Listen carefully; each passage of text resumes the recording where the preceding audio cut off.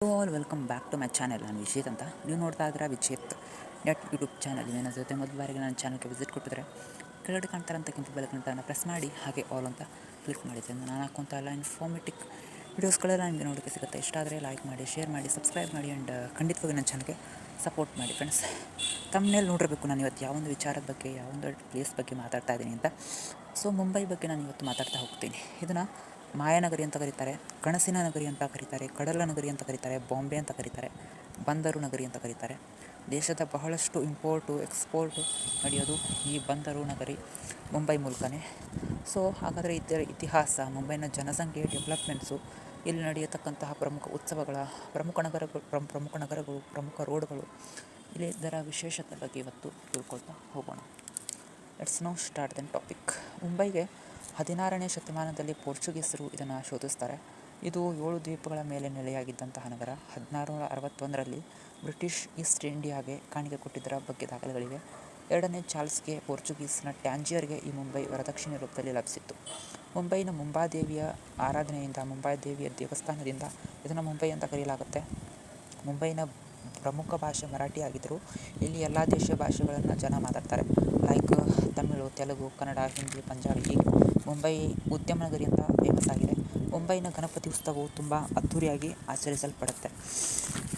ಮುಂಬೈಯು ದೇಶದಲ್ಲಿನೇ ಅತಿ ಹೆಚ್ಚು ಜನಸಂಖ್ಯೆ ಹೊಂದಿರತಕ್ಕಂತಹ, ಭಾರತದ 2ನೇ ಅತಿ ಹೆಚ್ಚು ಜನಸಂಖ್ಯೆ ಹೊಂದಿರುವಂತಹ ನಗರಿಯಾಗಿದೆ.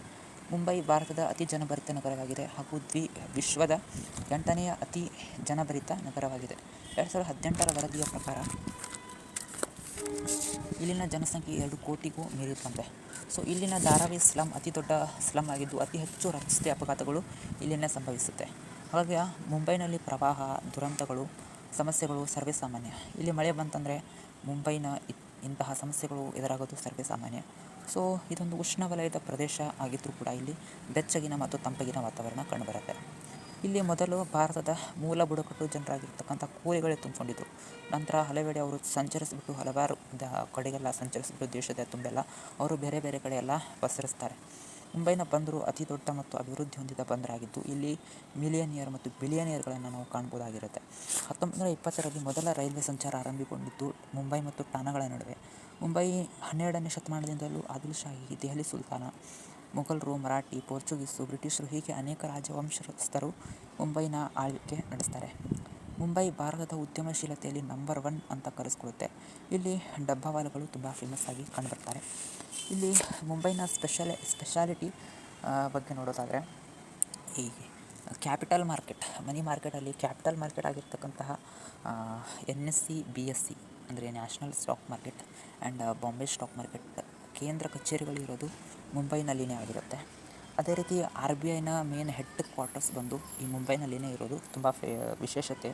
ಗೇಟ್ವೇ ಆಫ್ ಇಂಡಿಯಾ ಇರೋದು ಮುಂಬೈನಲ್ಲಿನೇ, ಮರೈನ್ ಡ್ರೈವ್ ಇರೋದು ಮುಂಬೈಯಲ್ಲಿ, ಬಾಂದ್ರಾ ಓರುಳಿಸಿ ಇರೋದು ಮುಂಬೈನಲ್ಲಿ, ಕನ್ಹೇರಿ ಕೇವ್ಸ್ ಇರೋದು ಮುಂಬೈನಲ್ಲಿ, ಯುನೆಸ್ಕೋ ವರ್ಲ್ಡ್ ಹೆರಿಟೇಜ್ ಸೈಟ್ ಕಂಡುಬರೋದು ಕೂಡ ಮುಂಬೈನಲ್ಲಿನೇ ಆಗಿರುತ್ತೆ.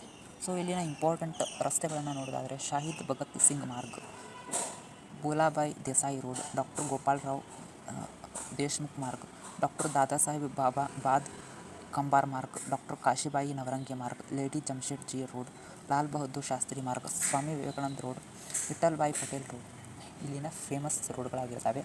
ಸೊ ಇಲ್ಲಿನ ಕೆಲವೊಂದಿಷ್ಟು ಏರಿಯಾಸ್ಗಳು, ಯಾವುದಾದ್ರು ಇಂಪಾರ್ಟೆಂಟ್ ಏರಿಯಾಸ್ಗಳು ಅಂತ ನೋಡೋದಾದರೆ ಕೊಲಬಾ, ಫೋರ್ಟ್, ಒರುಳಿ, ಮಲ್ಬಾರ್ ಹಿಲ್, ದಾದರ್, ಧಾರಾವಿ, ಮಹೀಮ್, ವಾಡಲಾ, ಸ್ಲೋನ್, ಅಂಧೇರಿ, ಜೋಗೇಶ್ವರಿ, ಮಲಾಡ್, ಜುಹು, ಬಾಂದ್ರಾ ಇವೆಲ್ಲ ಕೆಲವೊಂದಿಷ್ಟು ಇಂಪಾರ್ಟೆಂಟ್ ಏರಿಯಾಸ್ಗಳಾಗಿದ್ದಾವೆ.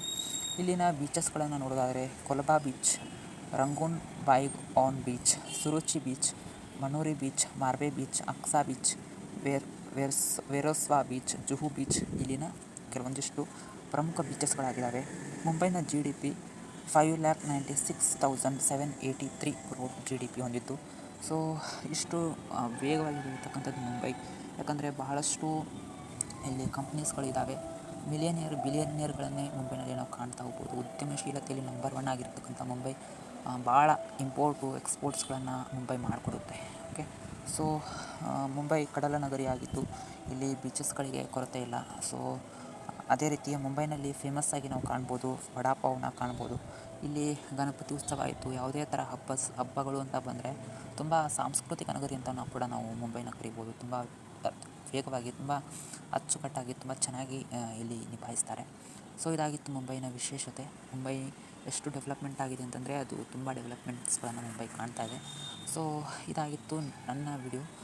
ನಿಮ್ಮ ಅನಿಸಿಕೆ ಅಭಿಪ್ರಾಯಗಳನ್ನು ತಪ್ಪದೆ ಕಮೆಂಟ್ ಬಾಕ್ಸಲ್ಲಿ ಕಮೆಂಟ್ ಮಾಡೋದ್ರ ಮೂಲಕ ತಿಳಿಸ್ಕೊಡಿ. ಅದೇ ರೀತಿ ಸಿಗೋಣ ಮುಂದಿನ ಒಂದು ವಿಡಿಯೋದಲ್ಲಿ. ಅದೇ ರೀತಿ ಮುಂಬೈನ ಬಗ್ಗೆ ಇನ್ನೂ ಏನಾದರೂ ಹೆಚ್ಚು ನಿಮ್ಗೆ ಗೊತ್ತಿದ್ದರೆ ಕಮೆಂಟ್ ಬಾಕ್ಸಲ್ಲಿ ಕಮೆಂಟ್ ಮಾಡೋದ್ರ ಮೂಲಕ ತಿಳಿಸ್ಕೊಡಿ. ಅದನ್ನು ಮುಂದಿನ ಫರ್ದರ್ ಅಪ್ಕಮಿಂಗ್ ವೀಡಿಯೋಸ್ಗಳೇನಾದರೂ ಮುಂಬೈ ಬಗ್ಗೆ ಮಾಡ್ತಾ ಇರಬೇಕಾದ್ರೆ ಅದನ್ನು ಇದರಲ್ಲಿ ಮೆನ್ಷನ್ ಮಾಡ್ತೀನಿ. ಲೆಟ್ಸ್ ನೌ ಮುಗಿಸ್ತಾ ಇದ್ದೀನಿ ವಿಡಿಯೋನ. ಇಲ್ಲಿವರೆಗೂ ನೋಡೋದಕ್ಕೆ ಥ್ಯಾಂಕ್ಸ್ ಫಾರ್ ವಾಚಿಂಗ್. ಸಿಗೋಣ ಮುಂದಿನ ಒಂದು ವಿಡಿಯೋದಲ್ಲಿ. ಅಲ್ಲಿವರೆಗೂ